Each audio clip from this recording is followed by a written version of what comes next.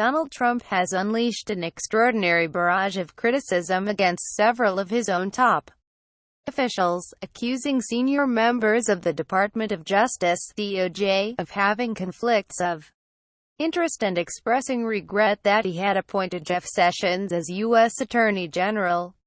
Donald Trump Jr. and Paul Manafort to testify before Congress about Russia. Read more in a 50-minute interview with the New York Times, conducted in the Oval Office on Wednesday. Trump delivered a splurge of invective against key players within his own administration that was exceptional even by his own unconventional standards. At the center of his attack was Sessions, the former senator from Alabama who was forced to step aside from the investigation into possible Russian collusion with the Trump campaign in March after meetings he had failed to disclose with the Russian ambassador came to light. Trump attacked Sessions for recusing himself from the inquiry, adding that he would never have given Sessions the job as the country's chief law enforcement officer had he known Sessions should have never recused himself, and if he was going to recuse himself he should have told me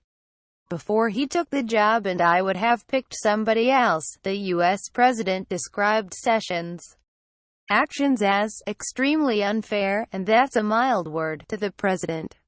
Sessions was not the only senior justice official to get it in the neck from their leader.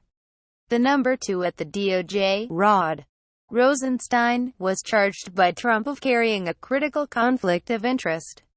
Trump said that Rosenstein had recommended that he dismiss the head of the FBI, James Comey. The president had in fact already made up his mind, and had then gone on to appoint as special counsel on the Russian investigation Robert Mueller, who is now looking into whether the Comey firing was an illegal obstruction of justice. Well, that's a conflict of interest, the president said, in a comment that might lose him a few supporters in Baltimore, Maryland. Trump went on to denigrate Rosenstein by saying he had been annoyed to discover the city from which his deputy had hailed